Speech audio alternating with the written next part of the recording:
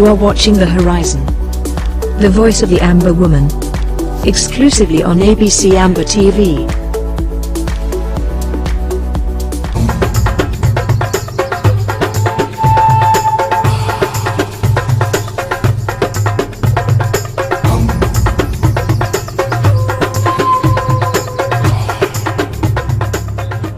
Sovereign silhouette, the emblem of Ambazonia.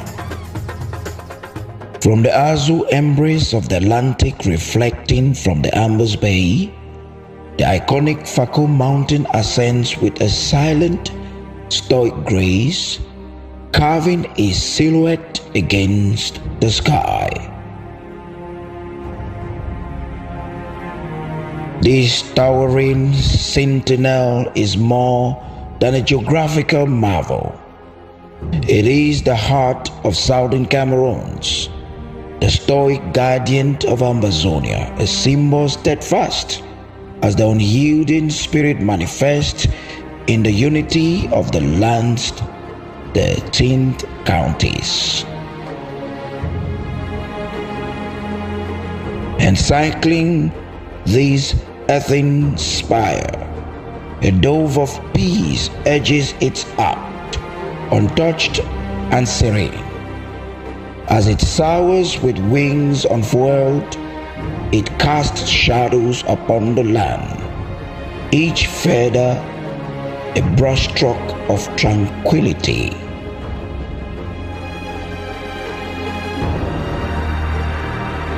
Against the canvas of the heavens, 13 stars glimmer, the celestial acknowledgement of each county's shared dreams and harmonious virtues. The dove, in its eternal flight, is not merely a bird, but an embodiment of the collective longing for a peaceful existence under a shared identity. Beneath the mountain top, firmly grounded in the richness of the earth, twin elephant tusks rise as natural monuments. Their arcs, regal and commanding, capture the noble essence of the land spirit animals. This emblem, this seal of Ambazonia, is no mere insignia. It is the beacon that illuminates the path to shared prosperity. It is an oasis of unity in a world parched by discord, a visual whisper of a nation's promise, echoing across generations. Every curve, every symbol within the emblem tells the story of southern Cameroons, an epic scripted by the enduring strength and unity of its communities. Each page imbued with the hopes and enduring spirit of its people. Sovereign silhouette, the emblem of Ambazonia.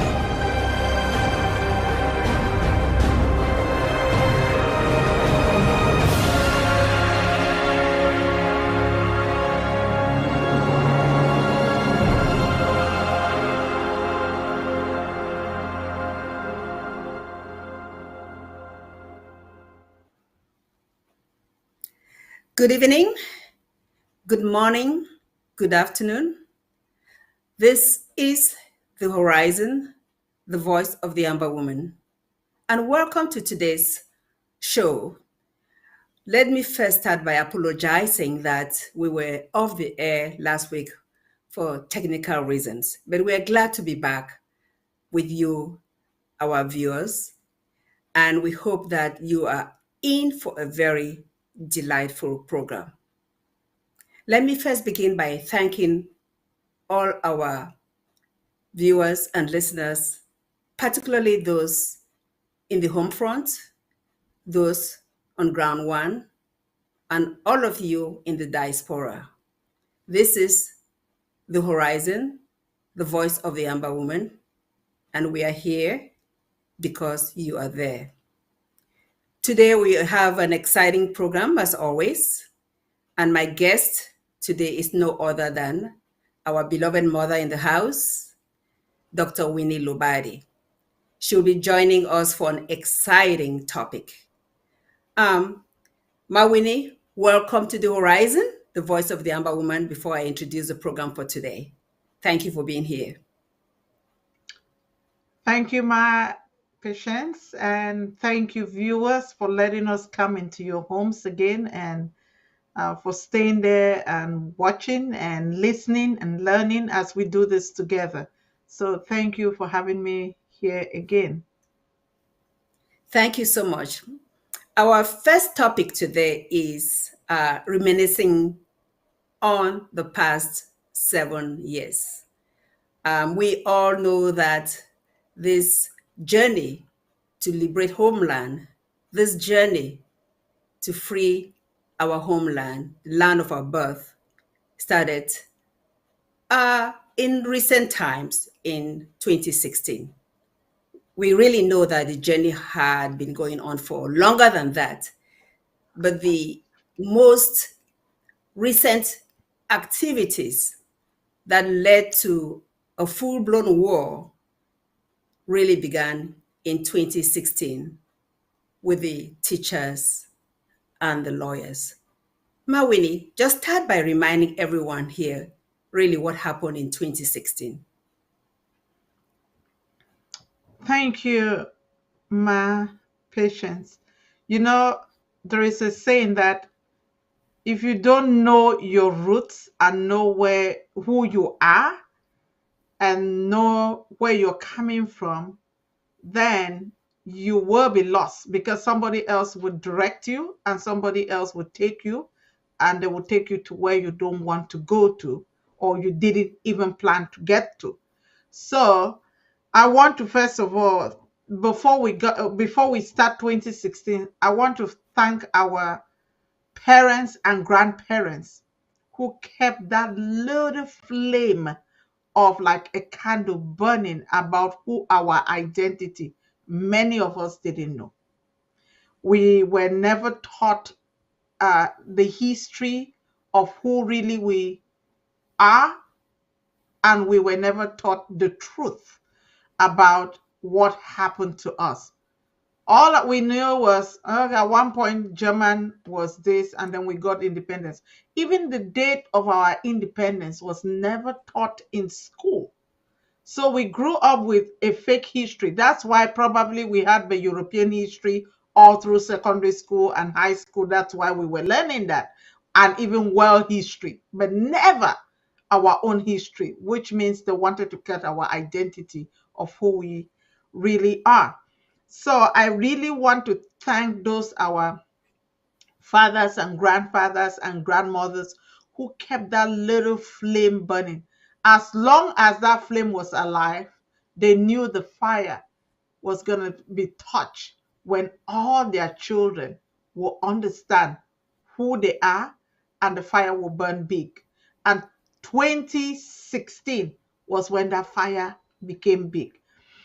And as God would have it, it was the time God really wanted. The lawyers had their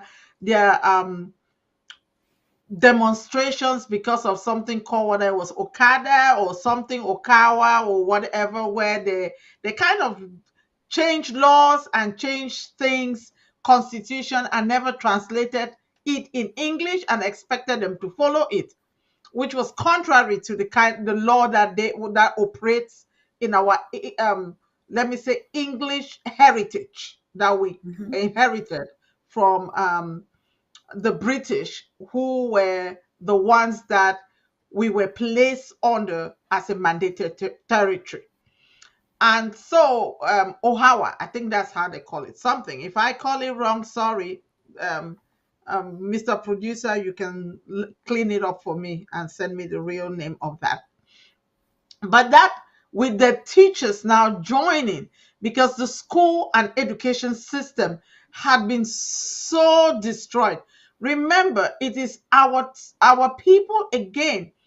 If I even were to go back in the early 90s when SDF was being formed, it was really for the purpose of navigating and bringing Southern Cameroons to its maturity and identity as a separate.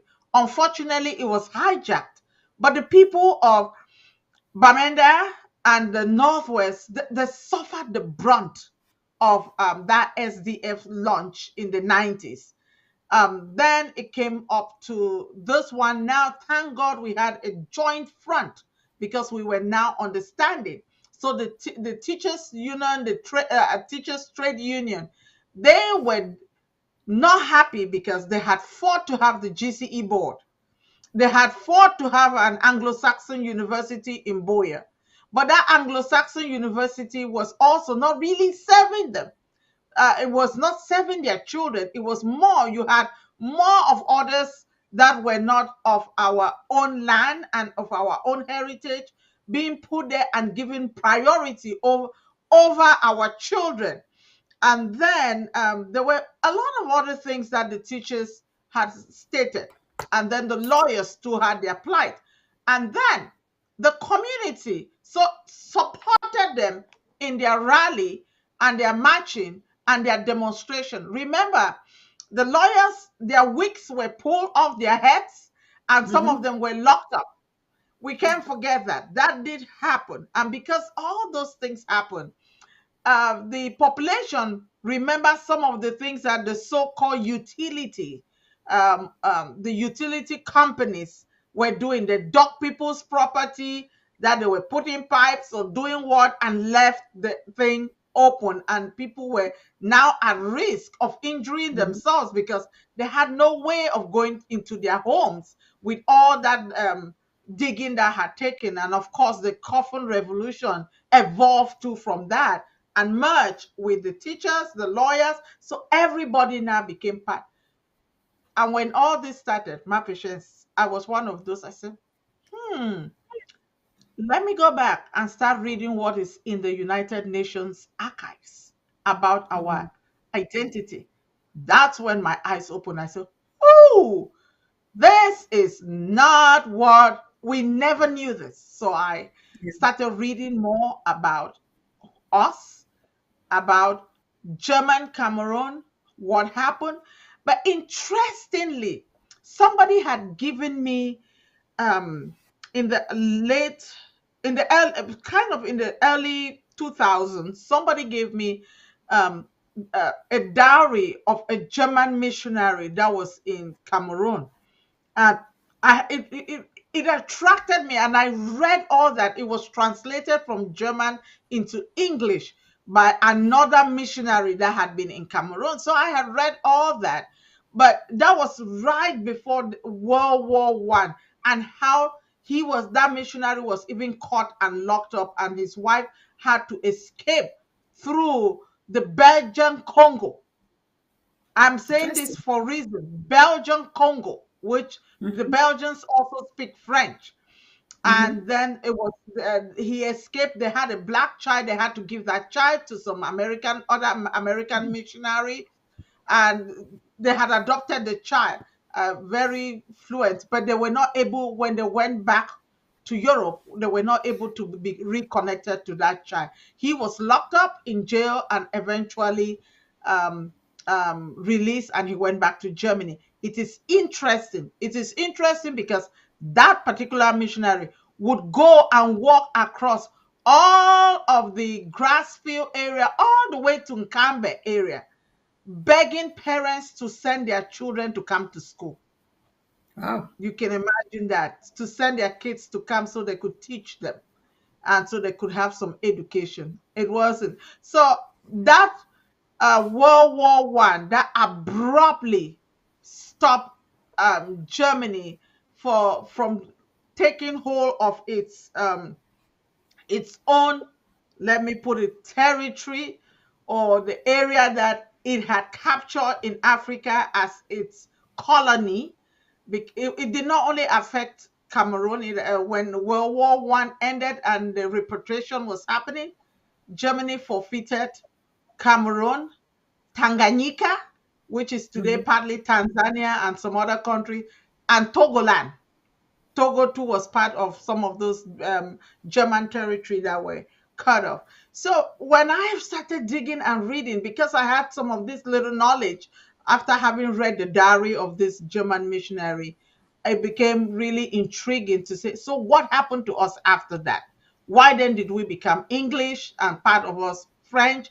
And then I realized that the Cameroon that we even were calling Cameroon was that's not all the Cameroon that was then under the German territory as a colony. Part of it went to Central Africa Republic, part of it went to Belgium, Congo, part of it went to Nigeria, part of it went to Chad. So now Cameroon had been partitioned. So why then was La République du Cameroun interested only in this southern Cameroon part and say, oh, Mhm. our brothers have come back to us. Why can't they go to Central Republic of Cameroon, Central Republic of Africa and pull back, or go to Congo and get back some of their own Cameroon that they wanted? So it really got me thinking. And then with all this second class, I grew up like a second class citizen in Cameroon. Even though I predominantly lived in our area, we knew that things were difficult. Going to Yaoundé, it was different. So this really got me into searching more about what had happened to us. And I said, okay, this is who I am, and I will stand by this, and I will stand to see that we have our freedom. And that's where I am. Thank you so much, Mawini, for that introduction. So, again, we are going back to remind people of what has really transpired for the past 7 years. And you've really told us what caused the teachers and the lawyers to go on a strike, and how the government responded to that strike. Um, Mawini, the what we now call the government of Southern Comoros, or the Federal Republic of Amazonia, really came forth through a series of alphabet soup, if you will. It came through a series of names from the Mhm. consortium, to now that we have a full-blown government.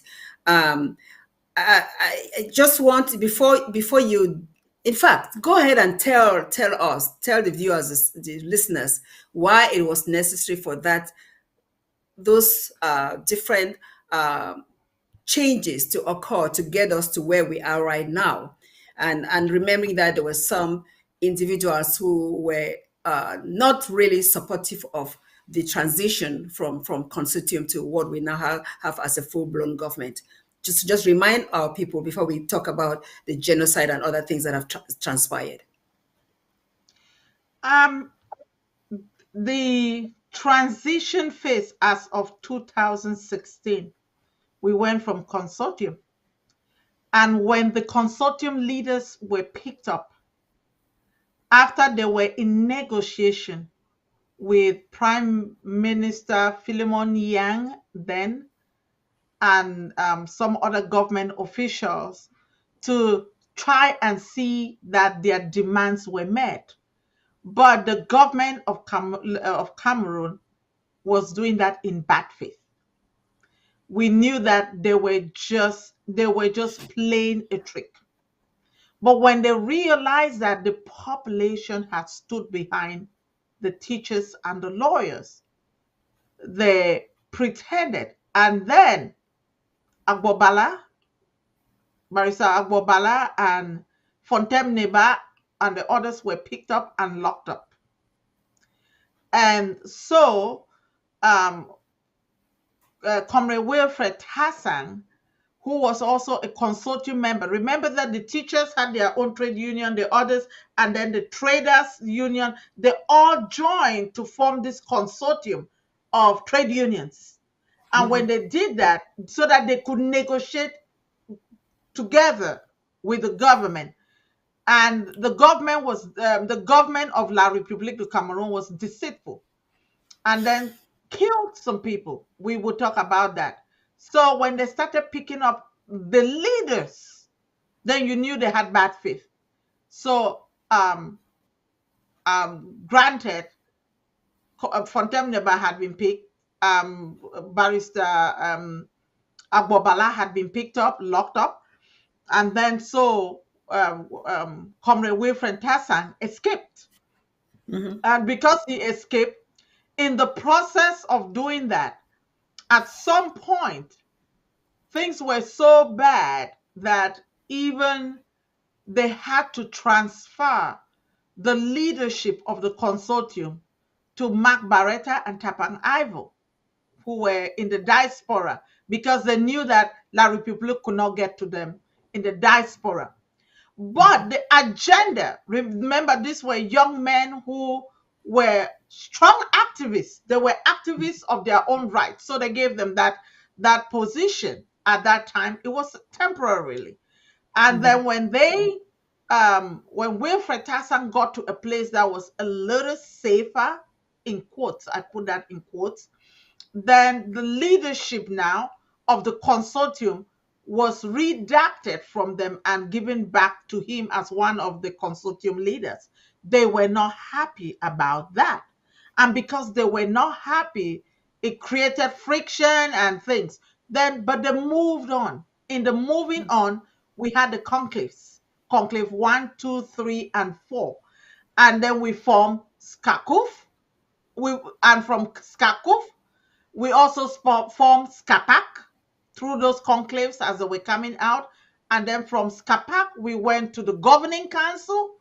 And then after the governing council came out of conclave 3, and then out of conclave 4 came the interim government.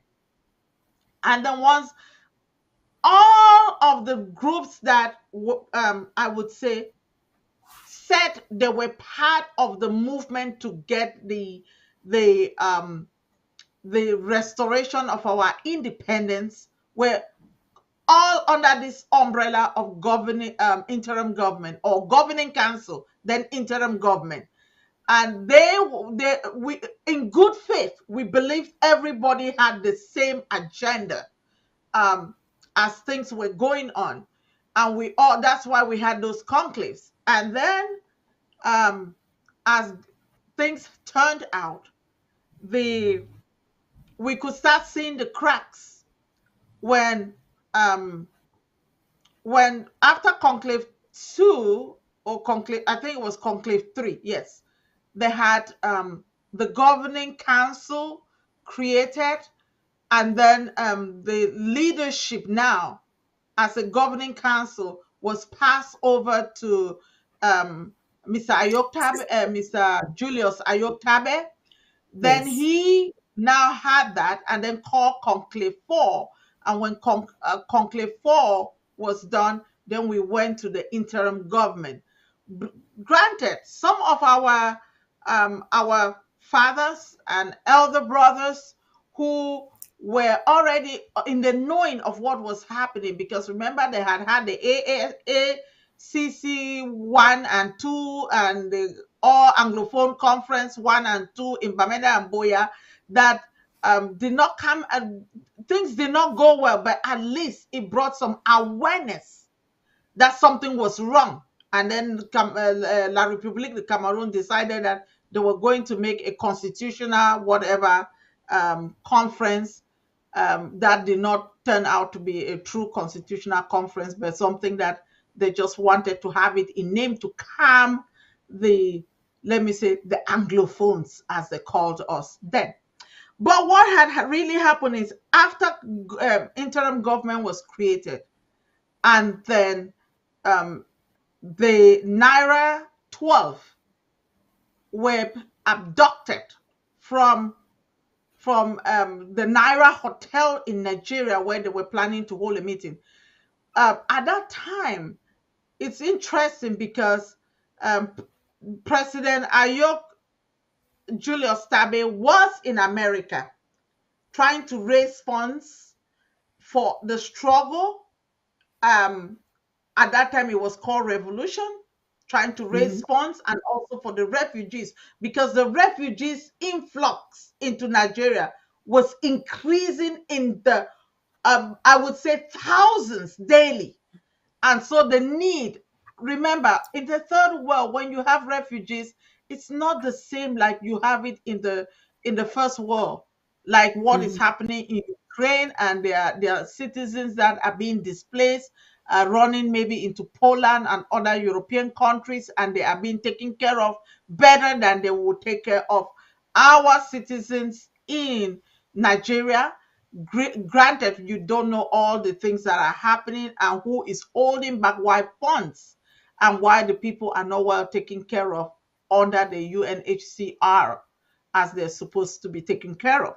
So they were picked up as they were the his cabinet members that had been in that meeting.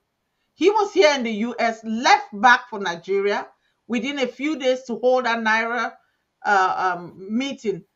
As we hear, that meeting was not supposed to have been in Naira Hotel. The venue was changed because the thought security had been breached. So they changed it to Naira. But somebody was keeping tabs to have known where that meeting, even after they changed the venue. That so they were all abducted. 12 of them were Mhm. abducted, and then two of them were released for whatever reasons that it was given, but two of them were released. So it reduced from Naira 12 to Naira 10. That's why we remain with the Naira 10 as the appellation. But when that happened, we struggled. People were in mourning mode because it was Mhm. like we kind of were trying to have put our government in place, and then somebody decided to behead that government. What I mean is to cut the head of what was supposed to be our government, but not the spirit of the Amazonian people. Because the Amazonian people had set their hearts, they knew who they were at this point, most of them, and they said, our identity will not be stolen. Our statehood had been stolen. Our sovereignty had been stolen, but our nation and our territory and our people have not been stolen. So we have something to start with and to hold on to and have hope. So we continued. Then we had the three co-leadership making decision until the finally the countries and regions, because then we didn't have county leadership, but we had Mhm. countries and regions.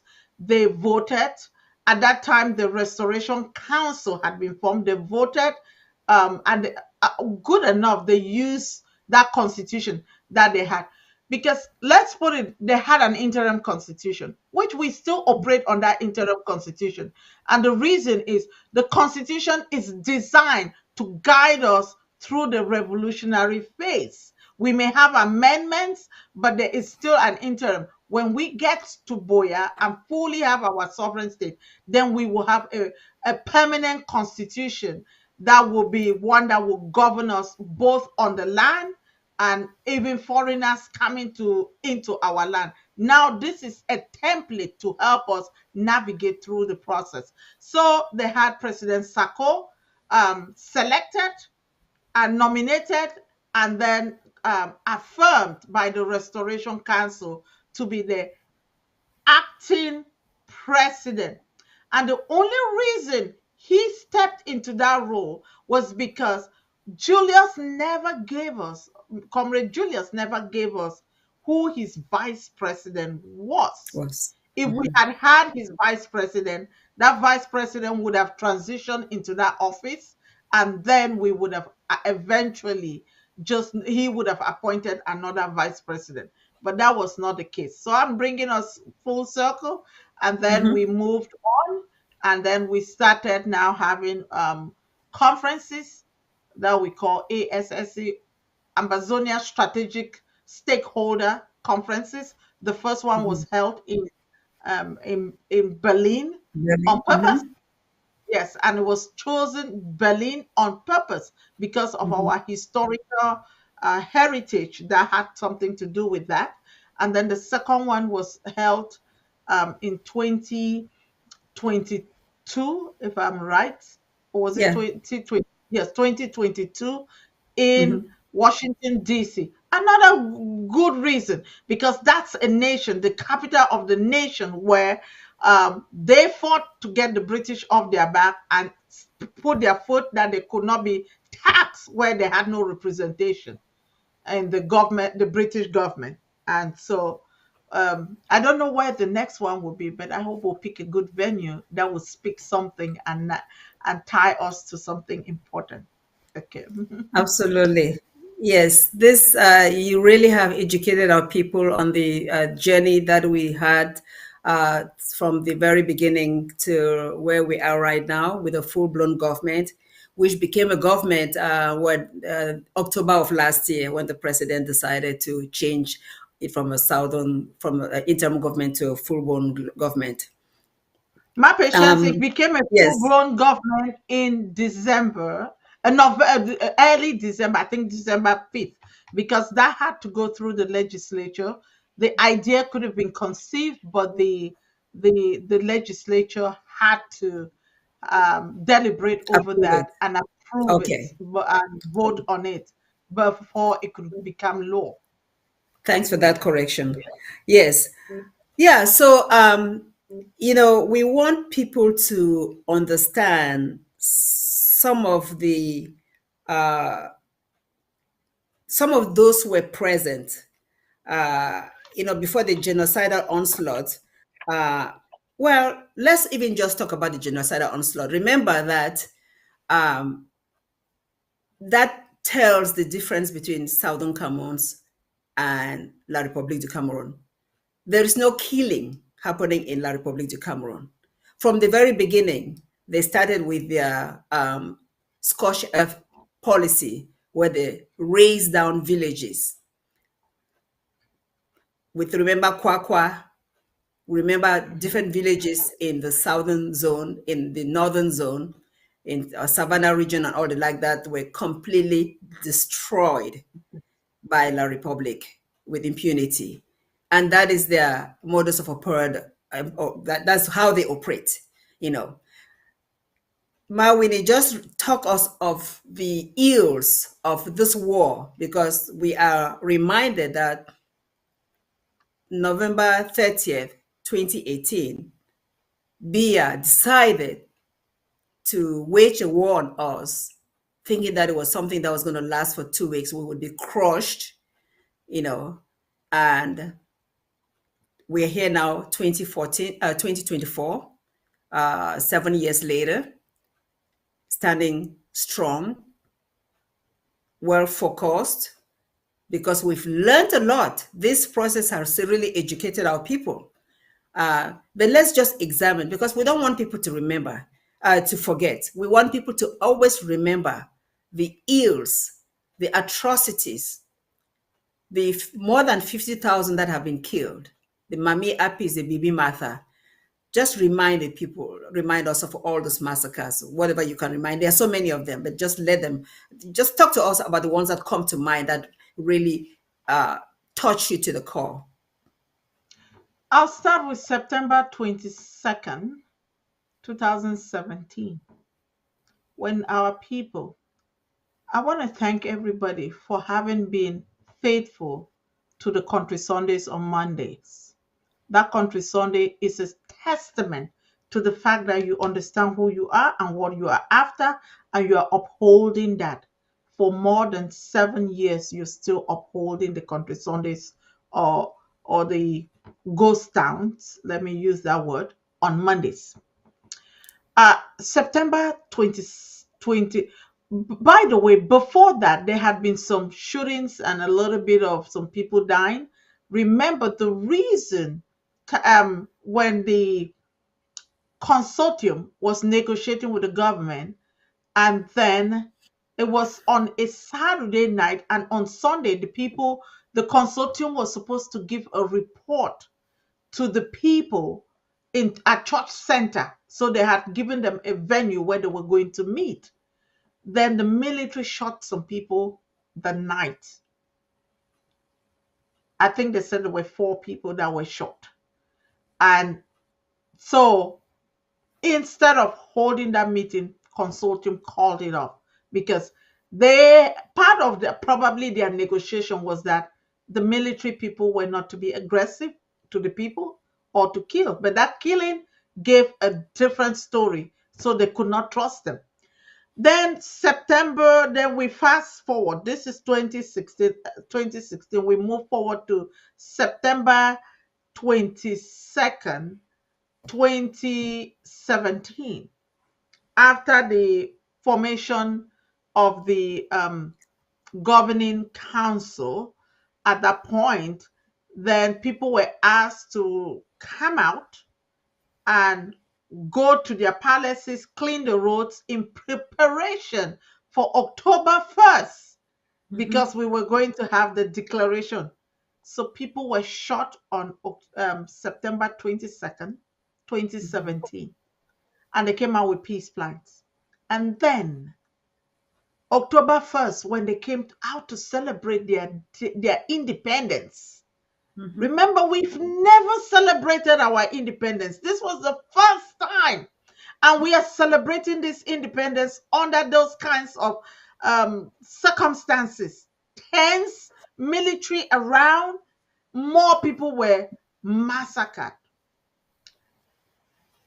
Believe my patience, I grieved.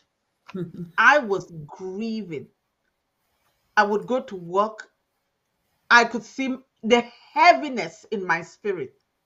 There was nothing, you find yourself helpless. People have just been slaughtered. I grieved. I grieved and I grieved. That moved me from, and that grief in that time.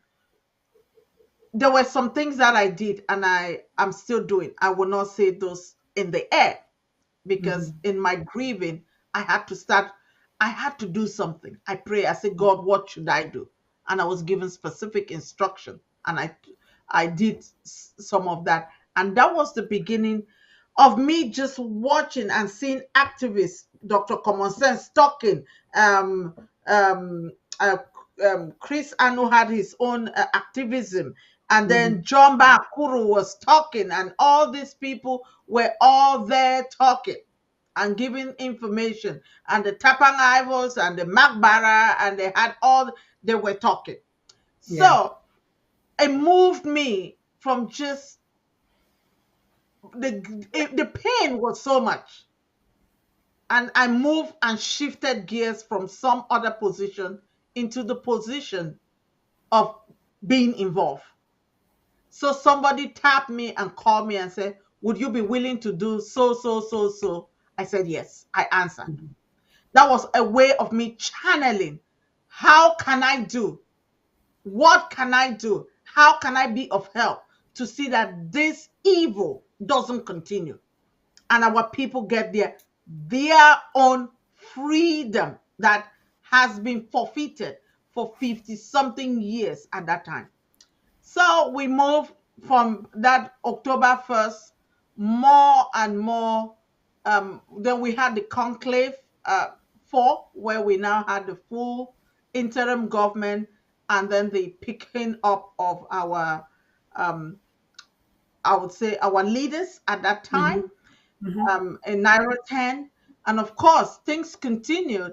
We ended up with Mator massacre. We ended up with Ngabu. We ended up with the Kumba Kumba. massacre. And those massacres continued. They have not ended. We're talking about Baby Mata, Baby Carolus, Mami Happy, and then the racing down of so many villages from Lebialem, from you call where Mami Happy was from, which is Akwaya. Villages were raised down. You go down, villages raised down in Lebialem County, villages touch in so many villages and homes in almost every county in Ambazonia. They've had homes and villages raised down, thinking that was going to crush the spirit of our people. Massacres will happen.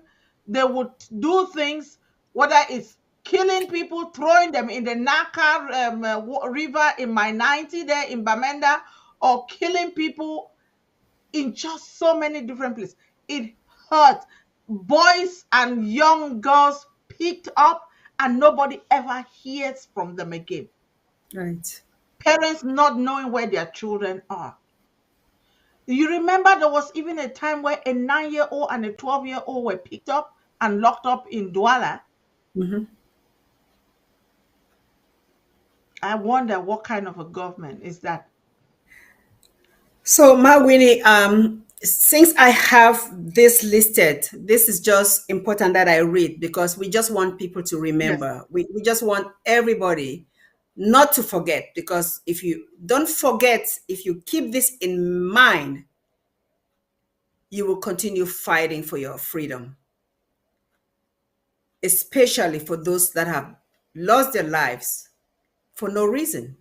So we just want people to remember. I'm going to read some of these massacres that are not everything, but the very prominent ones that we know. The Santa Menka Pini massacre of Mm-hmm. May 25th, 2018. The Tiben Batibo massacre of July 12th, 2018. The Buea massacre of July 30th, 2018. Donga Mantung and Babesi massacre of October 2018. Balinyonga massacre of November 2018. Pundu Balang Muyuka massacre of January 25th, 2019. Um, Bule Bukundu massacre of February 2, 2019. Noni massacre of March 2019.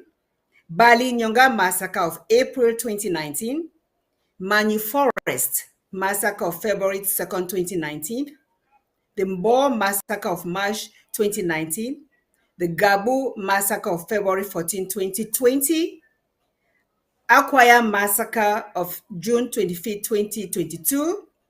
Mother Francisca Kumba massacre of October 24th, 2020. Mbonge massacre of March 27, 2021. Akwaya massacre of June 25th, 2022. Nancho massacre of July 16, 2023. Manfe massacre of November 6, 2023. So this is all that we have to through 2023 and some more that are not documented. And then of course, 2024, just this year, we just remember the recent massacre that we just saw pictures of this month of April. So this is to remind our people that we cannot go back. We've lost so many lives. We cannot go back. But Mawidi, let's continue the conversation. I want to take you to the different leaderships, the trends. You've already mentioned most of the ones that existed from the time that they had the uh, constituent to when President Sako took over after Sisoku was abducted. But there were other alphabet soups, the other groups that had leaders. Thinking about the members of Team Amazonia, they had people there that were leaders. And there's a reason that I'm bringing this up because our next topic will be, are you staying the course to Buea? We want to examine where are all these people, where are all these individuals? But before we go to the next topic that will ask, where are they? We want to find out who were they and what were they representing. So if you remember at Team Amazonia, there were some leaders there.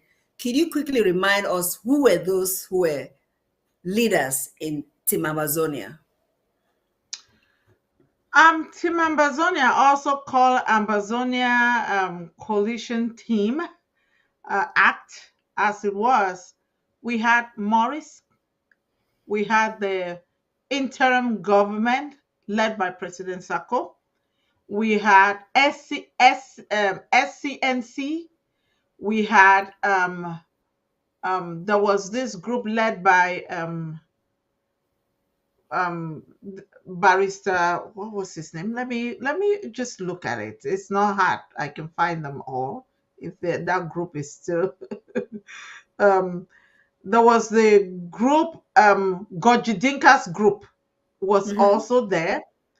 And then you also had a small one-man show called, okay, let me not say one-man show, maybe two or three people show that was led Boa, I by, think I know what you're talking about. yeah, with the headquarters in Canada. Yes. And then we also had, I have to think about the people. So I've talked about Maurice, I've talked about the interim government. The people that fought at Timambazonia the most were the people that ran to Canada after La République left, along with some of the people that claimed that they were that they had nothing in writing to show that La République had committed. But when La République convened a meeting for them to go to Canada, they ran to there thinking that they were going to do something. Then we had um, Akwanga's group, Mm-hmm. led by Akwanga, and then you had, which one have I missed? I think we had, was it like, then we had independent people, like Dr. Um, I just want to remember all of them, so I want to put them Oh, you know what? You right. don't even need to even talk about the individual. Let's just talk about the groups because that's what's more Okay, important. If you don't remember okay. Um, so I think I remember some of them. I think there was Scope, because I Scope at the time. Scope. Oh no, no. Remember- Scope was, I don't think Scope was in there. Well, Scope was Scope. there originally and then he left.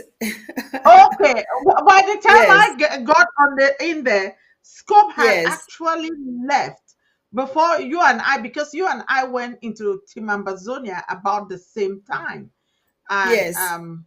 yes, so they had left, but we had what they call interim government, IGK.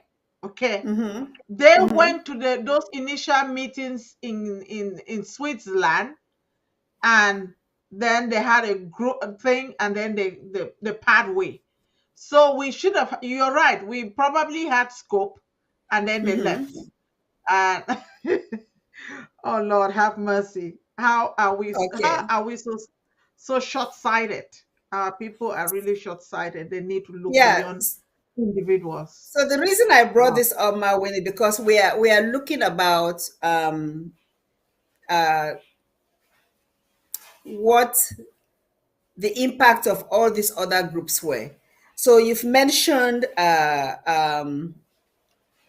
now I see. Let me just even read it. So there was AIPC, which was Ambazonia International Policy Commission. Who knows what they are doing for our cause? Who really knows? So we want to just make people remember that this journey to Buea is really a soup of all these other Alphabet. people that have come up with groups here and there for whatever reasons, when the main structure that they should have belonged to propel us faster is to belong to the interim government, now the government. So the only explanation why you want to stay with your own group, which could be, as you said, pointedly, maybe it's a one-man show, two-men show, in most cases, or even less than 10 people in a group, is because of selfish reasons. There must be something that they are benefiting from being the leader of such a group. So I mentioned AIPC. The leader was Dr. Atagang.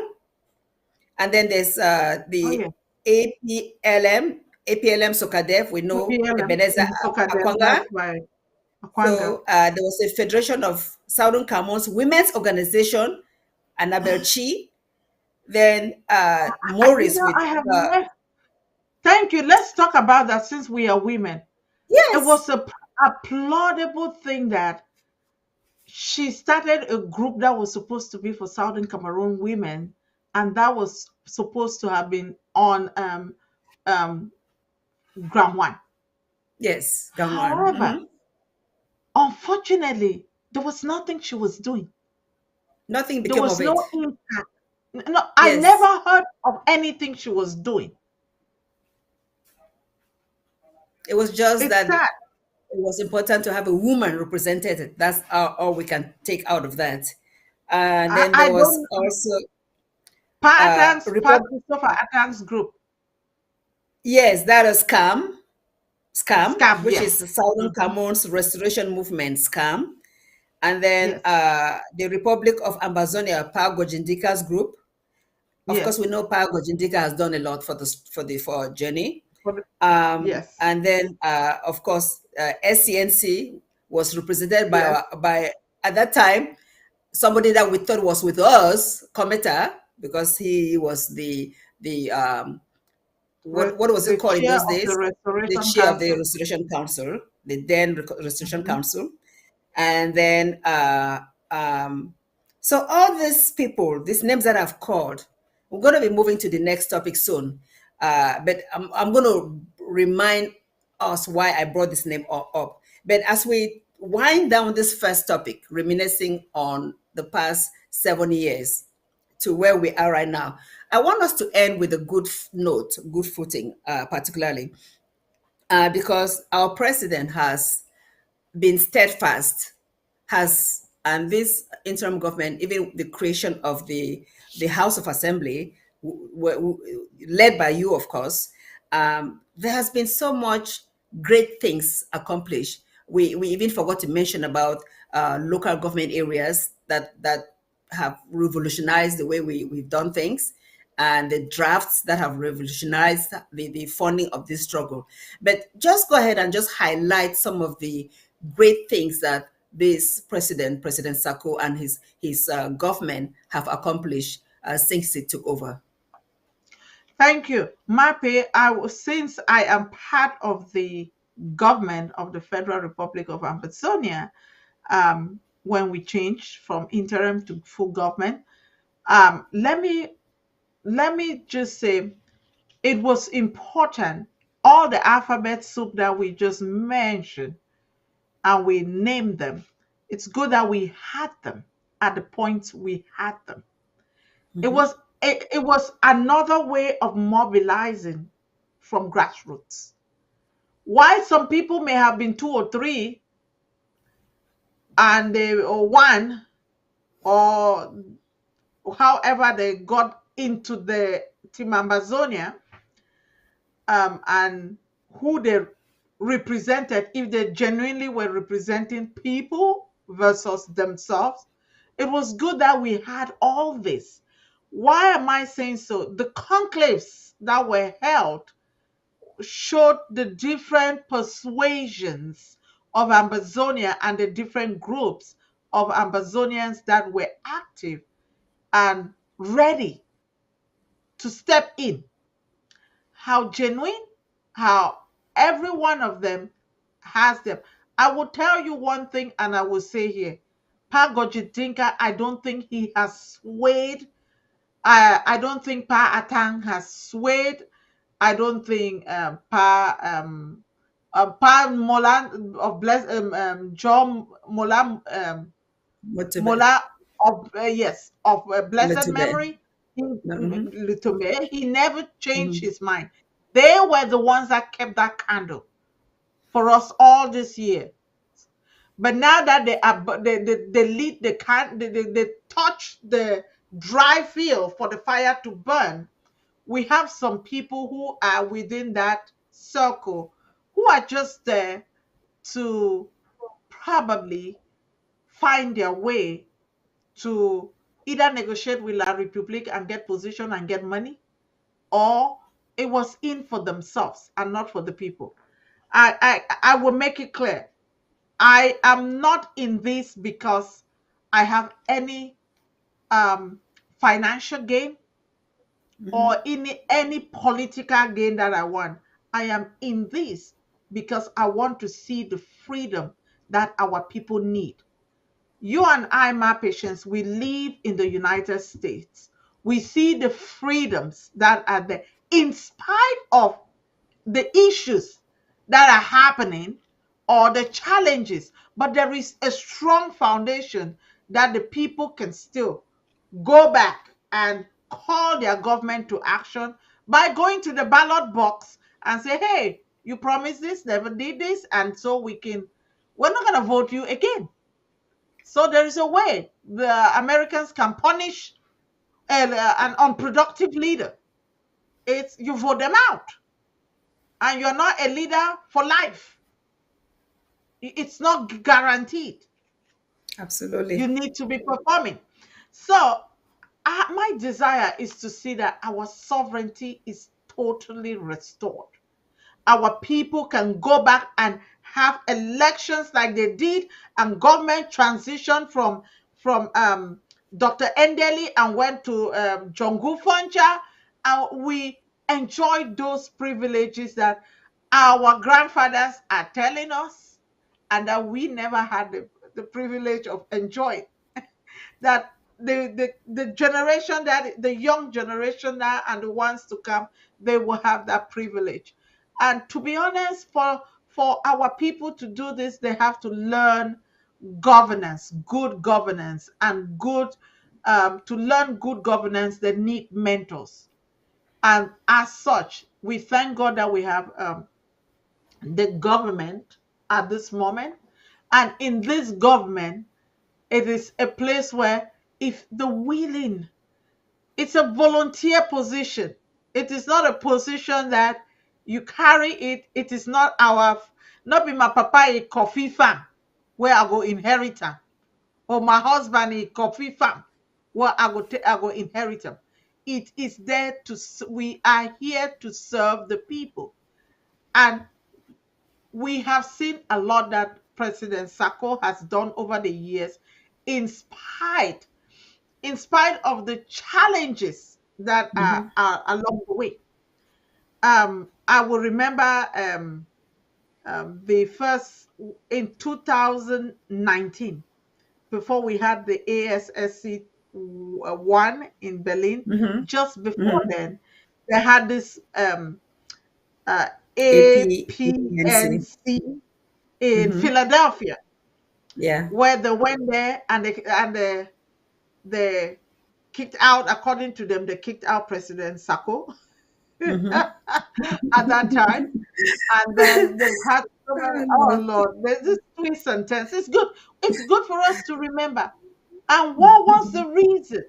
Just because some of them just did not like him. That was basically it. Some of them just did not like him. I remember people even saying, I would never work with him. I would never work with him. I And at know. that point, they had created Scope in South Yes. Africa. And that was another way to erode the government. So, and Right. to show you how far that went, uh, SCBC, that was supposed to have been a revolutionary TV station, cut him off, and they would not let him talk. They'll just cut him whenever, because they had the power of the media and they controlled it, even though the people of Amazonia were footing the bill. And then you had other issues.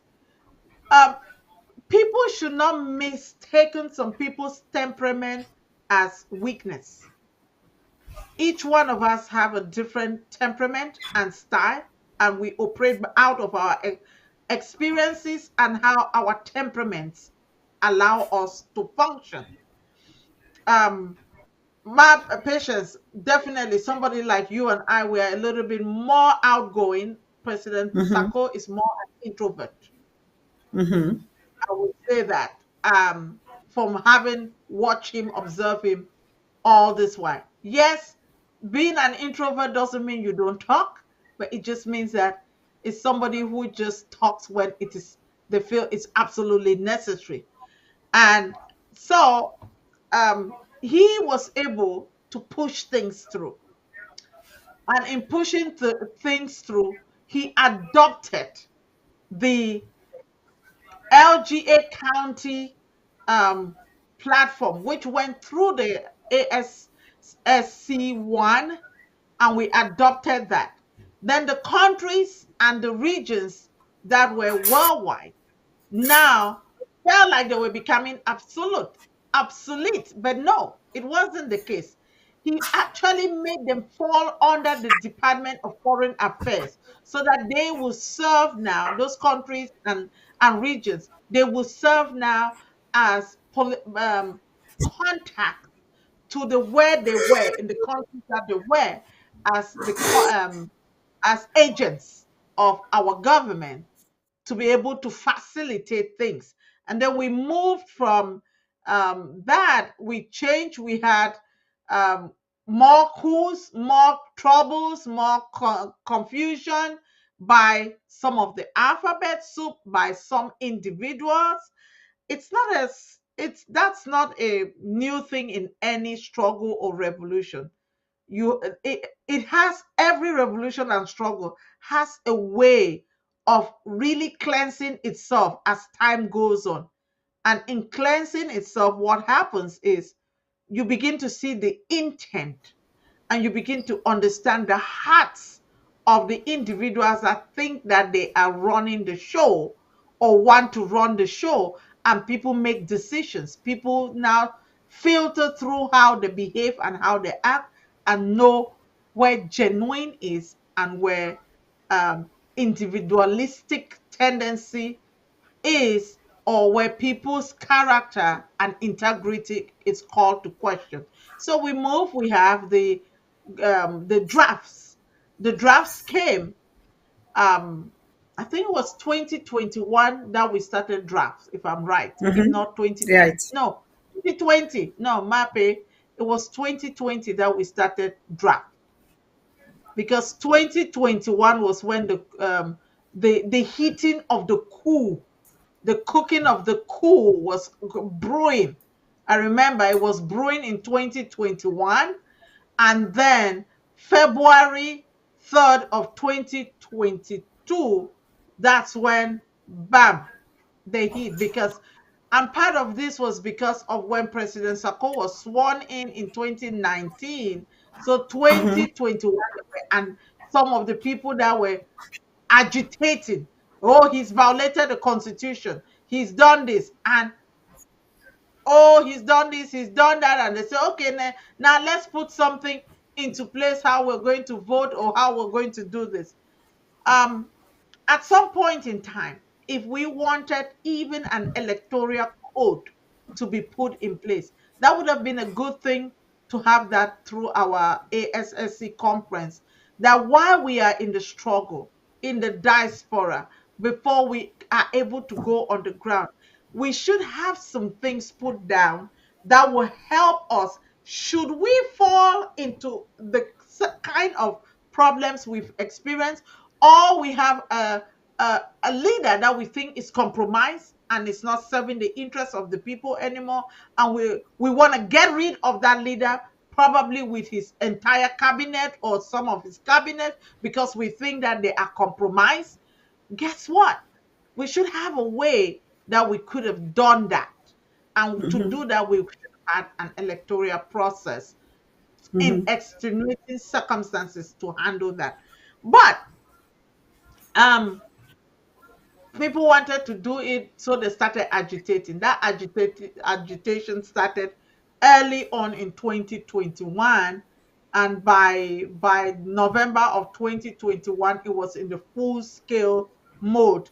And by February of 2022, the so-called infamous coup that happened and kicked and that got the Restoration Council dirty, and and actually it really shaking the Restoration Council, because there were many times that things were shaking out. The Restoration Council had been the stabilizing institution of the government, the interim government then, to handle it. But this time Those people understood, the people that wanted the shakeup and the things to happen, understood how to sow seed of discord and falsehood within the Restoration Council, and got people there to do things that were out of place. And when they did that, of course, I stood the grounds. I said it was unconstitutional. It did not even follow the terms of reference of the Restoration Council, so it was completely illegal. However, we moved there. We had ASSC2. Then we tried to auto-correct some of the things and the issues. Remember, Mm-hmm. we learned, and it is good. You and I are in the healthcare field. We know that we put things in place. We have processes. When you have a new project and you have a plan of how to carry it, you do implementation, then you do evaluation, then you do Mm-hmm. a feedback to assess Mm-hmm. where and what your goals, did you achieve your goals in what you had planned. And then you go back through that cycle again. If you need to tweak, you need to change, you need to drop out some things, or if it's not effective, you just Mm-hmm. scrap the thing off and start with a Absolutely. new thing. Yes. So the revolution is doing that, and our ASSC conferences now, and now the place where we go and really revisit what we've seen that are problematics, and things that we can introduce new things, and that gets more people, not just a smaller people that serve within the federal government circles, to have a say, because now it includes some of the grassroots all the way from LGAs up, including the government officials that have offices within the federal level. So that helps to help us to be auto-correcting as we go and fixing things as we go. And let me make this clear. I have never seen a perfect person. Neither am I Mm-hmm. perfect. Probably ask Mm-hmm. my children, they'll tell you, no, mom is they have things they don't. So if you're looking for a perfect Jesus to be the leader of Amazonia, hey, news flash. When Jesus was on earth, the Pharisees, the religious leaders, the Sadducees, Condemned who him. were all Yeah. a political group, they all had their qualms against him, because they Yeah. felt threatened that he was taking away their power. But Mm-hmm. that was not the case. I'm using this because most of us are Christians, especially in southern Cameroons, that you will understand what I'm saying. But guess what? They sacrificed him, but what they did not realize is that his leadership at that point as the was to be the savior, not to be the not to come and overcome Rome, because Rome was opposing them at that time, and to save them. But what they did was, I'm saying this and I will map it, you will see. They gave the religious leader that hated Rome, because Rome was an occupier in in the land of Israel at the time. They went and connived with Pilate and all those political leaders from Rome, or appointed and sent by the Roman government, to kill somebody. And remember one statement they made: it's better for one person to die on behalf of the nation than for this to happen, that they will come and take away our power from us, and Mm-hmm. we'll all suffer. So what I see is still happening. Some of these alphabet soup people that were talking, they would rather go and associate with La République du Cameroon, trying to betray the genuine, so that they can benefit somehow, either financially, hoping politically they will eventually benefit. But guess what? Think about two, three, four, five, 10 generations down the road. How will they remember you? Not just that. How will they be? Because tomorrow, if what we are really fighting for, it's existential. It means that, to break that down, means that we are fighting for our existence as Nice. a people, as a nation, as a country. And if we don't fight together and we let the enemy defeat us through individuals, through intimidation, through bribery and corruption, and through gimmicks that they play on the ground, then we as a people, we will find ourselves no longer in the land, pushed out of the land, and we will also find that strangers will be in. I can tell you this sad story. Somebody was trying to get a land registered back in our land, back in Southern Cameroon. Filed, got lawyers and everything, and paid and got them to give the documents.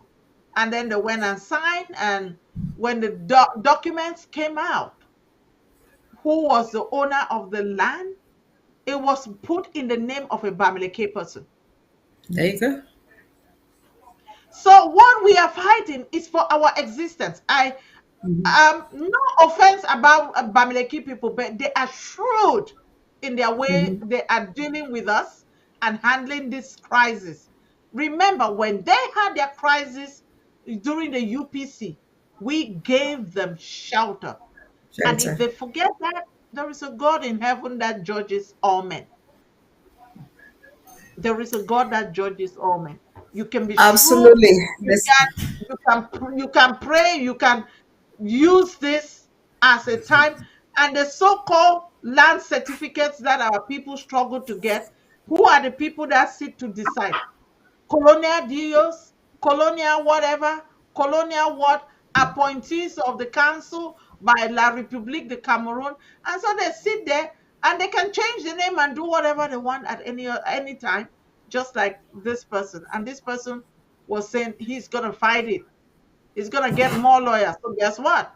You're spending more money, spending more. So it is for our existence, not just existence as people, existence for our land as well. To have that land and know that we are the rightful owners of the land. Bonus. Yep. Yes, Ma Winnie. Um, you know, we just have so much to talk on this topic, but I just want us to quickly discuss the second part of the program. Are you staying the course, Tilboya? After we talk about this, then we'll really talk about the expectations of the president. That's how we'll end the show, because the president had an audio recently that we're going to prompt the technician to play. After we listen to that audio, we can just let Ambazonians know what is expected of a true Ambazonian, those who are in the diaspora, those who are in the home front, what is expected of them in this journey. But let's ask this question: are you staying the course, Tilboya? The reason I want to ask this question is because through this journey, you've already highlighted how we've gone from the constituent to where we are right now. We know some real leaders are in jail in La Republic.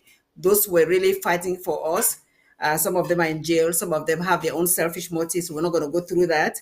But let's talk about um, previous activists. Uh, like uh, the Mark Barrettas, the Ivo Tapang, the some of the names I had them there. There was uh, this Vela Franklin. yes, they had this conference in 2023, and there was a flyer. I was trying to look for the flyer, it disappeared from my phone, but the flyer had the names of some uh, activists that were very prominent. The question is, those activists that were really there talking about La Republique, all the ills of La Republique, where they were focused on La Republique as the enemy and not Ambazonians as the enemy. Where are they now? What has happened to activists? I'd like you to address that before I go to the next group of class of people, because we're asking, are you staying the course? You were there 1 year ago, 2 years ago, 7 years ago. Where are you now today? I want to address that. My patience. Activism is good if it is directed at the right object, the right purpose, the right goal, and you understand who the, for this purpose, let me say, in this case of us, if you know who our real enemy is and you target your activism to highlight their weakness, their illegitimacy, their political witchcraft and things that they do, their um, killing of innocent lives and putting people's life at stake and displacement, both internally and external displacement. If you target La République du Cameroon in this our case and you attack them, you will be cherished by our people because you give them hope. However, if you turn, because activism is also it's also another area of warfare. We did not even mention when Mr. Paul Biya came to declare full-blown war that he had Mhm. already started, and then November 30th, 20 was 18. it 2018 he came, and 2017. now 2017 he declared that Yeah. war after consulting with Mr. Macron, because he went to Cote d'Ivoire in some francophonie thing there, came back, left the meeting immediately, came back at the tarmac in the Simaleng airport and declared the war. But guess what, this, if you- if you see La République as the enemy, you will not be stabbing your brother who is standing by your side and also targeting La République, the enemy, to bring down the enemy. I remember there was a time that we used to say, this elephant, Tapan Ivo even used that word, this elephant is too big. Eh? We need to bring the elephant down. If you are on the tail, you want to be pulling by that tail, do it. If you're on the leg, you want to be pulling that leg, do your part. If you're on the ear and you want to be pulling, all we need is to bring that elephant down. You remember? Do Mhm. you remember when Tapang Yes. Ivo used to say that? So, Yes. Mr. and Mrs. Activists, are you doing your own, or are you going and pushing the brother and the sister who is holding the leg or holding the ear and pushing them off from holding it? I'm trying to pull down the elephant. If your goal is to push your brother and get them, either whether you want to do what to get them off that elephant, so the elephant just gets mad, angry, and charges some more and trample more Amazonians on the ground, then you're not doing a good job. You're not helping. So what really needs to go on is you need to really evaluate yourself, each activist. Am I hurting the people on the ground, or am I helping them? And am I helping them to achieve the goals, the long term goals? Or am I trying to fool a few people, give them a little bit of $100 there, a $200 there? I say, I go give una, more una go do me this. And you assign them to do dirty jobs for you? Are you using this as a place to score political points? Are you using that activism as a place to um, hurt somebody else who is actually working for the people of Amazonia? We need to think, reassess yourself. See, I can get it. People can be tired, and if you're tired, it's okay. You can you can step out for a while and tell your listeners, um because you could be sick as well and you're unable to do things like you were doing before. It's okay, you can take that break and do what you want to, but not to destroy others who are fighting. And I don't mean fighting only say on the ground, but also there is a war on media, social media, the minds So, of the people. so your take-home message to all these activists that are nowhere to be found, Mawini, they are nowhere to be found because the energy that they had before fighting President Sako and all of those who were supporting President Sako, it was wasted energy. President Sako is standing tall. So if they are really for this our struggle, if they really want to stay the course to Buea, what is the take-home message to them? The activities that all those activists that were once really supposed to be fighting La Republique, fighting Buea, fighting the bees, fighting the enemy. Is it too late for them, or can they come back and No, stay the course? Let them know, Ma it's Winnie. not. Winnie. It's Yeah. not too late for even if you were tired. When we go to farm, you farm, you get tired, you stop, you sit under maybe a little shade, drink water, then you go back to farm. It's okay. You can come back. You're welcome. Just come with and rally behind and the agenda and the purpose of the Amazonia people. As President Sako is leading and directing the people now, it is not for himself, it is for the people.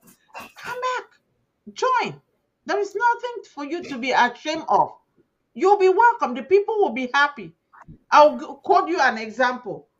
Um, sorry, Dr. Tita joined the coup plotters, and then when he went there and asked them, say, "Hey, show me the evidence," and they had no evidence. He ate his humble pie and said, "If you have no evidence, then you are trying to put an innocent man in that is not true. You are saying falsehood." So he came back and wrote a letter and apologized to the Amazonian people after they claimed that they had sworn him. But he had that integrity or to be able to say, "No, this is not right. I'm coming back." So he came Absolutely. back. So you are free to come back. Come back. Come All back right. and channel your energy back into the struggle. Okay, and I just want to mention some names here. I was not planning on calling a lot of names, but there are some names that are just prominent names that have to be called. Because the question is, are you staying the course to Boya? And if you ask that question, then you're going to wonder, where are these individuals? What are they doing? We're going to mention people like, and we're talking about those who were with us, those who were with the interim government before we became a full-blown government. I'm not talking about those who were like the Akwangas or the Bo Herberts, because they were really not with us from the very beginning. They were doing their own stuff. But those of us, I'll think about the women that used to be called revolutionary women. When we started this journey together, we had a group of women that were called revolutionary women. I'm not going to call their names. This was in 2017, 2018. If they fall upon this program today, they will remember, they will know who they are. What are they doing today? Have they just decided to sit down in their homes when we are not yet in Buea? Are they satisfied with all the killings that have gone on with our people suffering? And then the next set of people, Mawini, is, of course, the Chris Anus, the Abongwa, Marianta, Kometa, Asong, Igiawan. And I pulled these particular names for a reason. Those are people that caused a huge divide in the government so that they had their own followers. They had people that followed them to wherever they went. But we realized today that these individuals are not prominent. There's nothing to show for. So, are they satisfied being where they are right now, doing nothing? Or are they with La République du Cameroun, supporting La République du Cameroun in what La République is doing with us? Because we believe that some of them have been bought, money has exchanged hands. But if that was not the case, if we are misinformed, if they are really for us getting to Buea, what exactly are they doing today in 2024? What can they show since they left our government to be, for whatever reason, what can they show that they've accomplished? And then, of course, what we want to talk about all the blind followers that exited our fora for whatever reason. Some of them are with me in Southern California, right here, and they're right now not seen doing anything. Are they comfortable when we are not yet in Buea? So, Mawini, these are some layers that I've brought up for you to just address them briefly. And then we're going to talk about the final thing, which should be the final message to Amazonia. What are the expectations of them, as Buea is still our prime target? Uh, my patience, I cannot speak for what these people are doing or what they've been harnessing. Um, I think at one point I heard Chris Christessa Ashton said something. It was an audio that the fighters on the ground have mandated her to bring the people together. Um, that was it's just another voice that was saying something. Well, how effective? How are you going to bring people together when you have lied about people? You have. I'm not just speaking about her as an individual, but I'm talking about all the bundle of people that created a hoax and a lie because they wanted power. They wanted to be in power. I remember one time when they said President Shako should just step down and let Abongwa or Chris Anu take over. Now, that's even though it speaks of the same individual who said that. But what I'm saying is, if you created this hoax of lies, it will be difficult for you to go and rally and bring those individuals that you said lies about them to come and work with you again. What you rather need to do is step into a position and start doing reconciliation. Go back and meet the people and tell them, I'm sorry. I said the wrong thing. I believed a lie. If somebody sold a lie to you and you bought it, and then I think that's a better way of us healing and being able to really work while we are opening the doors and allowing. Remember, a government is not only taking care of the people who support them or are nice and keep the rule. The government is also there. I mean, I'm just not using Amazonia as a government. Let me use the US as a government. Even the criminals who are criminals in America, the government is also there to take care of them, whether they go through court system and then they are incarcerated. The government makes sure that they serve their time so that it becomes a deterrent for them committing crimes to hurt other individuals and either themselves or other individuals or property. So why am I saying this? If you've hurt people, if you've made lies, if you've said stories about things that were untrue, there, there is a good way you can come back and let's fix it, confess, and ask the people to forgive you, and then you can move on to start building a relationship that will be that people can work with you. Trust will come with time as you work with them over time, and they realize that okay, you genuinely have changed. But as a government, when you are in a position of government, you're there to serve the people. We are here now to serve the Amazonian people. And how are we serving the Amazonian people? To get them to the finish line of getting their statehood and sovereignty restored. At this point, the governance on the ground is not really in effect. It is the struggle and revolutionary phase of serving our people that we are doing. And it is a tough place to be because we have to always be in contact and feel and know how the people are and give them hope not to give up. Because if we let them give up because they feel weary, tired, they've been intimidated by the enemy, then the enemy wins. And when the enemy wins, Absolutely. then you are a captured people. And once you're a captured people, guess what? You are war booties. Your Mm-hmm. war, your war now, they've captured you by war, and so you have no way to get around it anymore.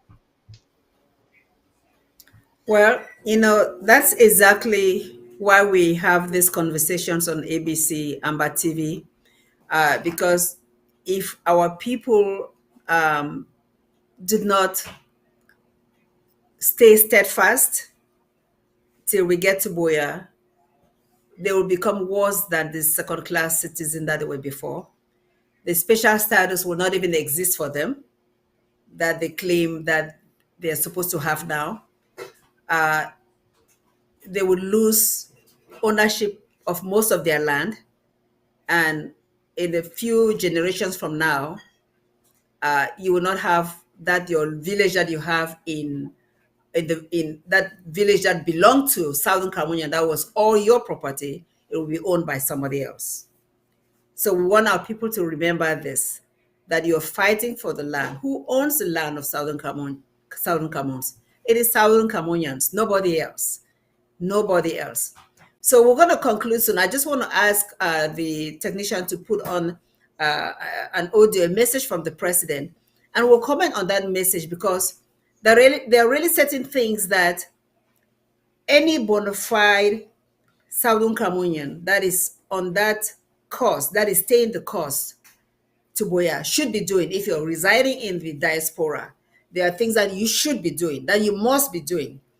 There are things that you should be doing if you're living in the home front.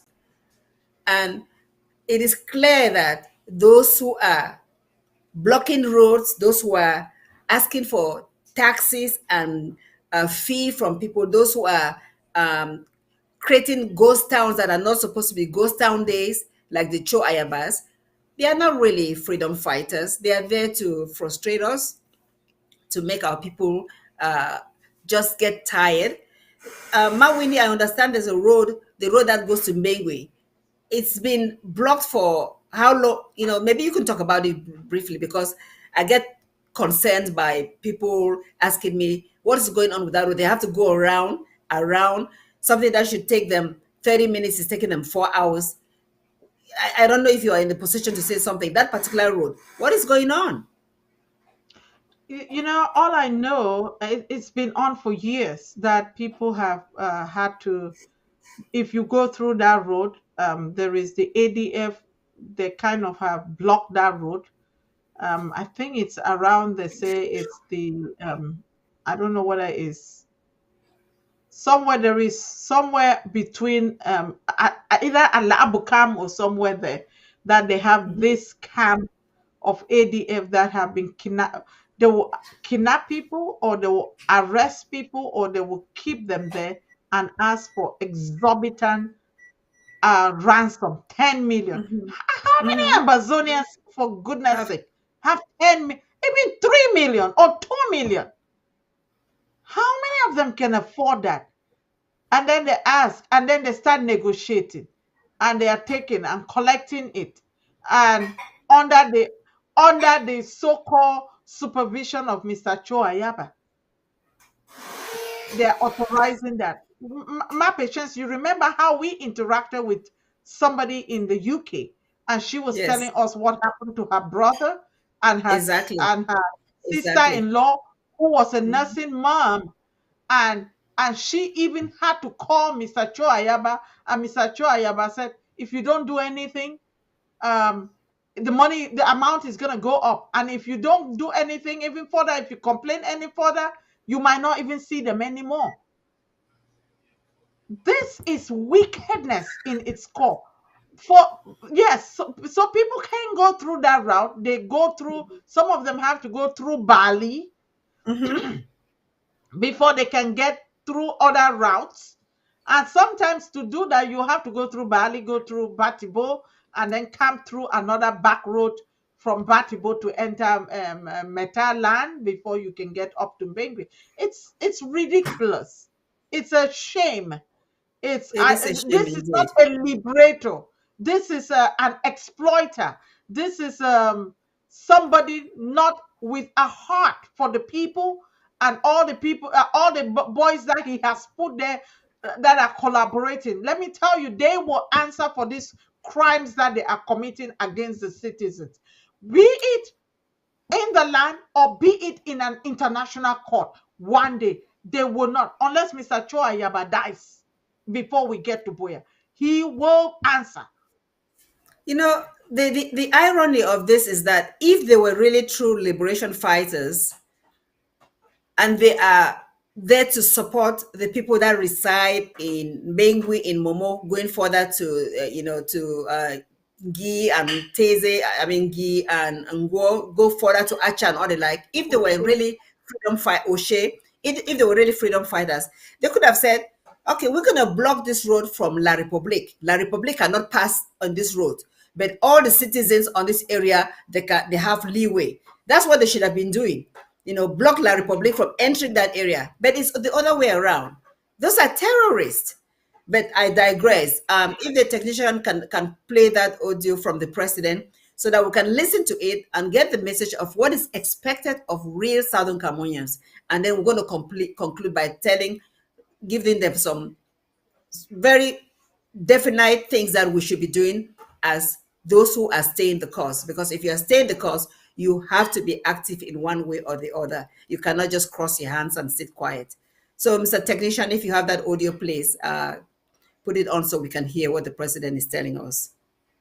Fellow Ambazonians, fellow Southern Cameroonians, and especially our Ambazonia State Army, Ambazonia State Armed Forces. This message now for all week. I want to make you no forget anything where they talk for this message for you. Make you no forget one line for what we are talking. Because we get the following thing the way if any man do for inside Ambazonia from today is a crime. That one a total punishment where that person must get. Matter of fact, the community will decide whether a capital punishment or which kind of punishment, but na crime. That means if you do any of these things, then from this day forward, you are a criminal according to the law of Ambazonia, and will deal with you appropriately. That means according to number one, for be a member of any political party inside Ambazonia, unless political party where now the government of Southern Cameroon, Ambazonia, give them authorization to operate. And to the best of my knowledge, we never accredit, we never authorize, we never give legal paperwork for any political party for operate inside Ambazonia. So for you for belong to a political party where it be authorized by the colonial genocidal government is a crime in Ambazonia. Whether not they call it a CPP, whether they call it a LDP, whether they call it a CPDM or a SDF, for you for belong because na colonial party than that, because they be authorized by the colonial government. For you for belong to any political party authorized by the colonial government, you commit a crime of treason. Number two, to support a political party inside Ambazonia is also a crime. The crime of association. That means that you don't associate yourself with criminals, therefore you are a criminal. Number three, all election matters inside Ambazonia na capital crime for Ambazonia. Na crime. Na number one bad for inside Ambazonia where it be na treason, because that means that for register for vote for Ambazonia, anybody where they carry a card where they call and say voters card or register for vote, that person na criminal, in name na criminal for inside Ambazonia. You are a criminal. If they search you, they see any voter's card, that means say you are a criminal. Criminal number one, committing the crime where they call and say treason for inside Ambazonia. That means say number four, to organize a political campaign. Some man call you say, me would you organize? Me will carry this thing, one go buy higher tent for here and so on. One go make political campaign because the one can make campaign. It's a crime in Ambazonia. And to attend the political rally inside house or outside, you will dress for go attend. You are a criminal. Why they pay you now 1,000 francs, 500 for campaign for attend? Whether it be wear uniform or not be wear uniform, or for you for go attend any political campaign, you be a criminal by association. And also for you for register, say you want stand election, maybe you want be candidate. The moment you give your name for inside to the colonial government of La Republique, say you want be a candidate for a political party where you go run for that election where organized by La Republique, you are a criminal. If your name just day for day for that list, you are a criminal. You commit the crime of treason prison inside Amazon. You where you dey share political poster dem. They want check your phone, you dey share am, you dey share am. You dey put someone dem for your motor, you dey gum someone dem for road, you dey throw someone dem for road. If they catch you, will catch you where you dey share political poster them or t-shirt them, just say you the share am, you are a criminal inside Amazonia. You be a criminal to be part of any political convoy. They come, you say you want drive go for matters them for go or you want drive go follow them for road for bring them, you be part of a convoy. They go, you follow them on motor. While they give you now poop funga for your motor, they say may you carry them, may you follow them as a convoy or follow them come back, or they hire we on a motorbike. They say may on a big convoy when I go for part of the campaign. To be part of any political campaign convoy, whether na by bicycle or na by taxi them or na motor them, is a crime in Amazonia from today. I want make we understand say we get two countries, two governments. Yes, just like you know if you carry a political campaign for La Republique, carry and go for Ghana, and you drive all over the place where the Ghana government no authorize you. Now so too it dey for inside Amazonia. La Republique they no go can't bring their political affairs inside Amazonia. No, and the one office where we don't already wipe out, you know they again for inside Amazonia. If we catch you, you call yourself say you be part of that office, you are a criminal number one. That means say elecam or that people the way they say that they organize election. Every elecam official, every elecam office, every elecam bureau in Amazonia is a crime office. It's a criminal office. It's a place where criminals gather to commit crime against the state. That place no need for exist again for throughout Amazonia. And anybody will go present himself anywhere as somebody where they come for can organize election, that person is criminal number one. ASA wanna make sure say if you get way for enter, you no get way for come out. We don't ban the activities of Elekam. We don't ban the activities of their workers. We don't ban their presence inside Amazonia. From now, this month of April 2024 to December 2025, anybody will go against this rule, this law them for inside Amazonia. Well, the Amazonian people they go show you who own the land and make no talk say you be my brother, so you go break the law, you be alright. No talk say me and you be go for the same school, so you go break the law, or you be my neighbor, or be my countryman, or you did talk English like me. Therefore, you don't break the law, no bad. When it happen for you, you say no, we follow our own people them, we torment our own people them. No break the law, because punishment is bad now when you punish the innocent. But you don't hear the law today. If you go do this thing them, we don't talk say no electioneering inside Amazonia. If you do and they catch you, that one they don't call and say torment. They call and say punishment for crime. A word to the wise is enough. If you get a brother, you get a sister, you get a mommy, you get a papa, you get a pikin, where they be involved in any way, in any kind of politics inside Amazonia, just tell it, say stop committing crimes against Amazonia and stay safe, because no man will come for you if inside this matter you be innocent. Thank you. Thank you so much. Thank you so much. Ma Winnie, I just want you to address this a little bit, and then we'll end by certain things that we believe that if you're really staying the course, whether you're in the diaspora, whether you're in the home front, whether you're in ground one, what you should be doing, what you should not be doing, so people can tell exactly where you stand. The president's message, do you have any comment on that? Oh, yes. I think I'm glad that he actually did explain this and did it elaborately and breaking it down and not just saying it in I was, but he spoke it in pidgin. And that was really good. Here's I have some points. I just jotted some points around election. War was declared on Amazonia in 2017. Just follow this thread. This thread. I'm going to say things. War was declared. The war has not been called to be over. So how can politicking and how can election be ongoing in a war zone? Okay. And then the next thing is La Republique is trying to show dominance by saying they can have this election. But if the election is ongoing. Whose electoral process are they putting in place? It is theirs. Mm-hmm. And then what are they trying to let the international community know? We have conquered the people. We have won the war, so we can put our election in the land, and so the people have no say. So let me tell you, every Ambazonia, any man where where he say it go campaign, whether not for whatever party, I don't care the party, Mm-hmm. CPDM, SDF, whatever, or whether not for local election, whether not for council election, let's make it clear. Once you are doing that, you are saying that La Republique has won the war in your heart, and so you are abiding by their rules to carry their election into a zone that is illegal. Mm-hmm. La Republique has not won us. They have not conquered us. The process that was taken for us to even have a relationship with La Republique was a political process, and that process was done through a ballot box. Not rules of La Republique, but the rules of the international community.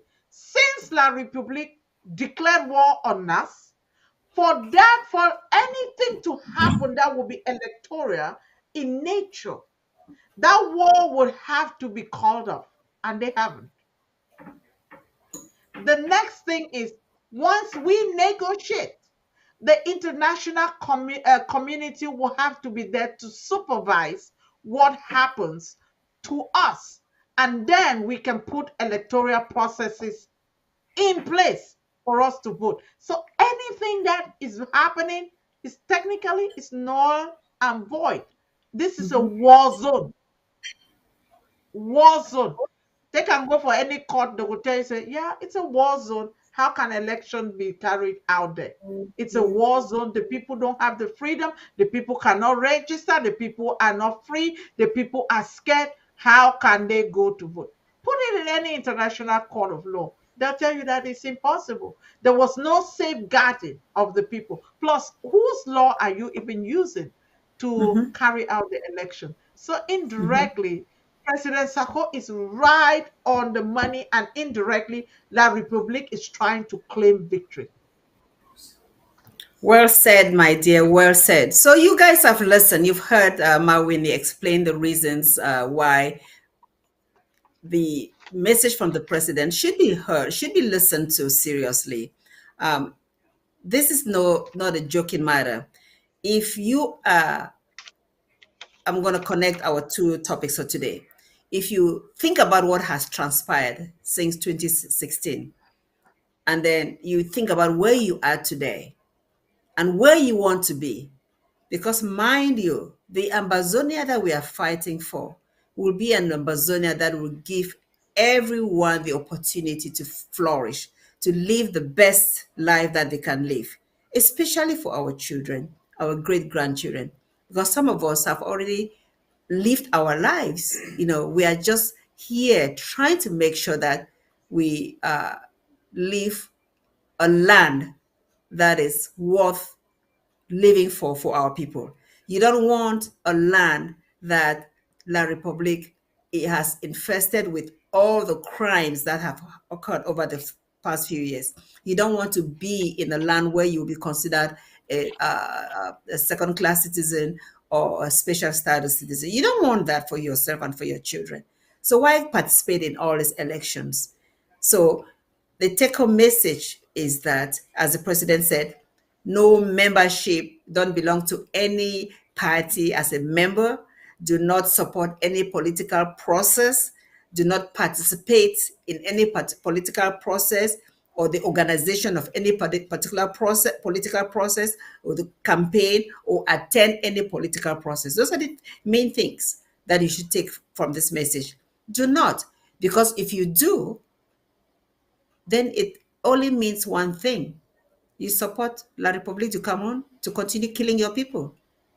That's all it means. You support La République du Cameroon to continue killing your people, burning your villages down, having your children have no opportunities for higher education or to better their lives.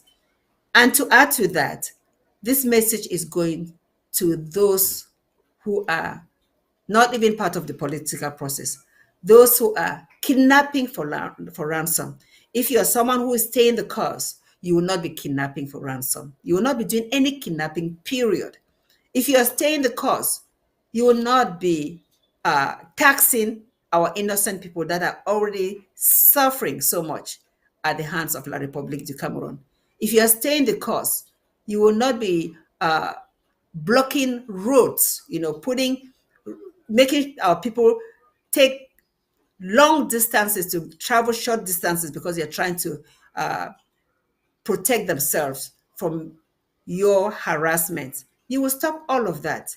If you're staying the course, you will not be imposing unnecessary lockdowns on our people. There's only one institution that can put those lockdowns, and that's the government of Southern Cameroon, nobody else. So this is telling you that people like Cho Ayaba and all those that are following Cho Ayaba are not staying the course. They are working with La République du Cameroon.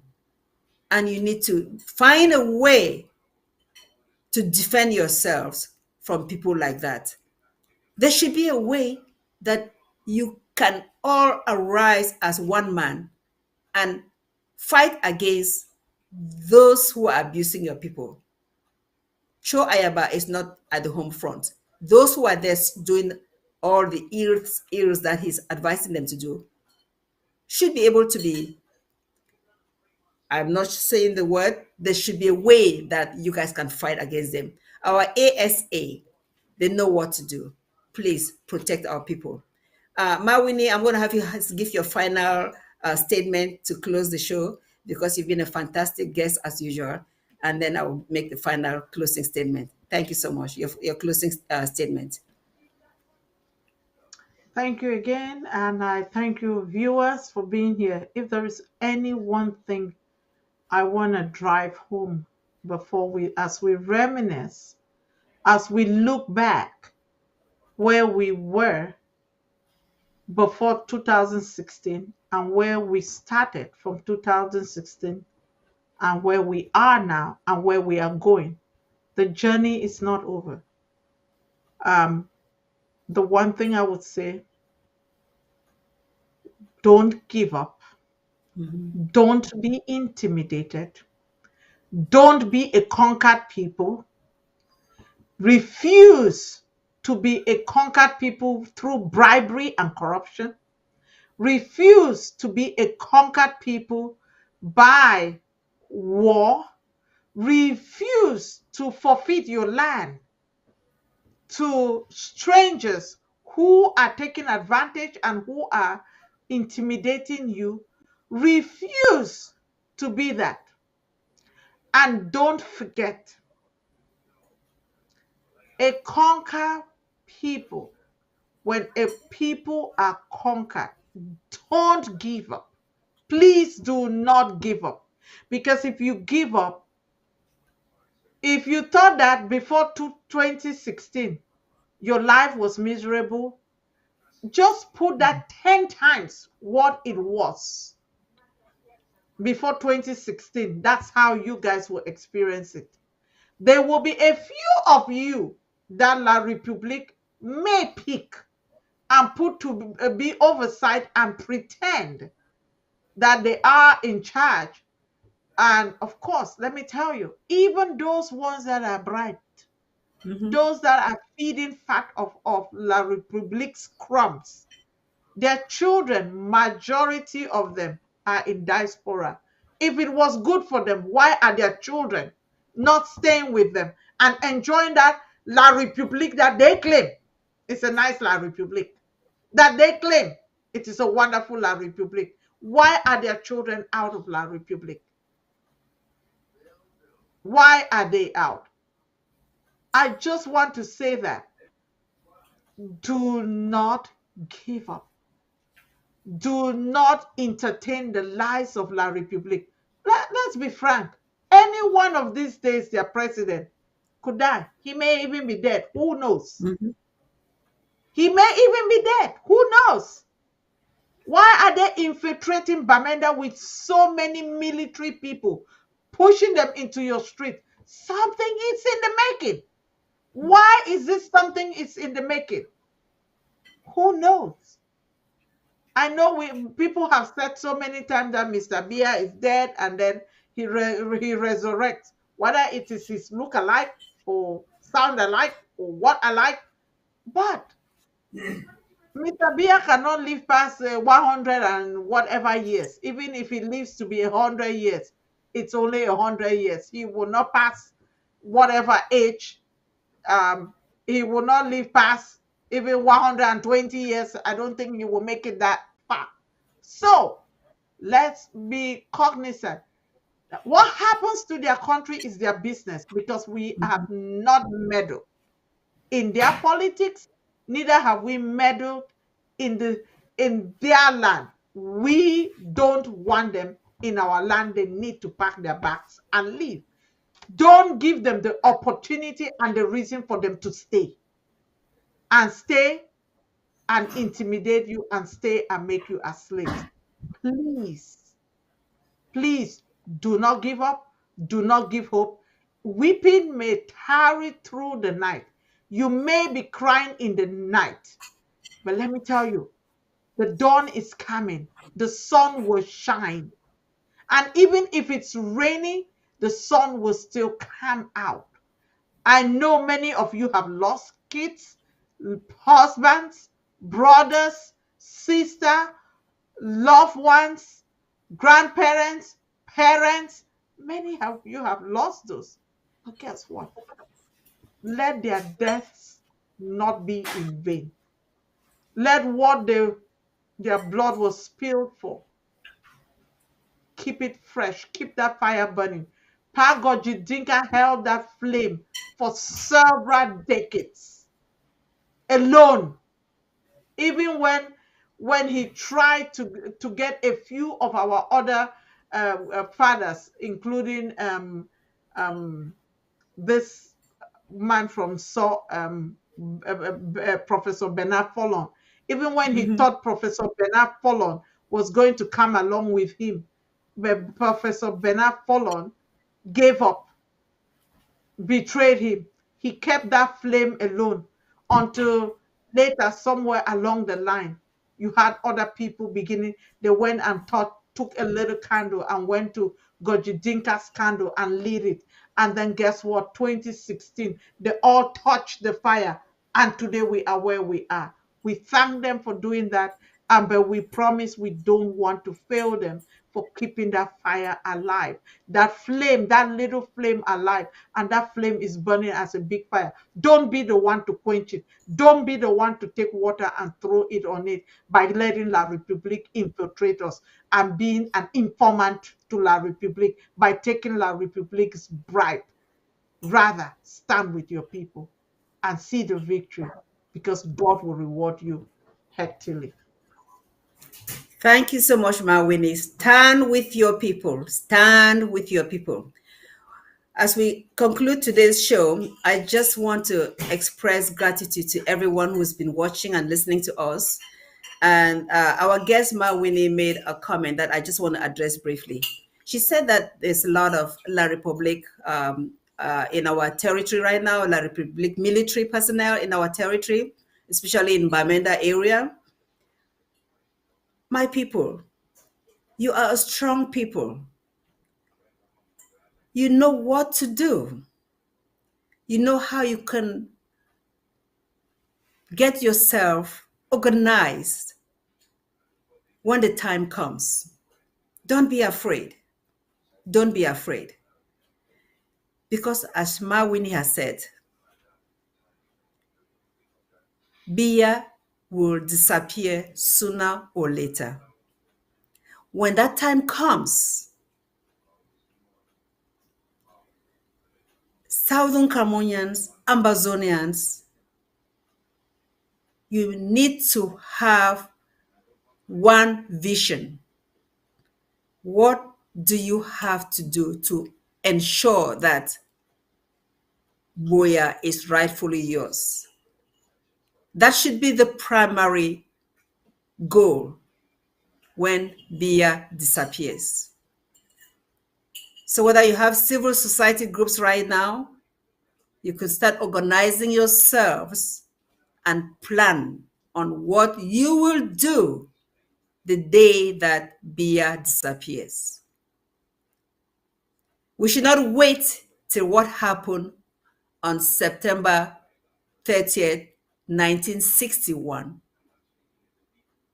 when we're waiting for independence on October 1st, and Aisho had military personnel all over our territory, disabling our mobile police that were there. No, we've learned a lot since then. We've already restored our country. Ambazonia is yours. Ambazonia is mine. But what will you do when the right time comes? That is the question that I'm asking each and every one of you. Even those of you who are living in La République territory, in Yaoundé and Douala, what will you do to make sure that Buea is essentially yours for you and your children? Thank you so much for being on the horizon today. Till next time, God bless you all. Thank you so much.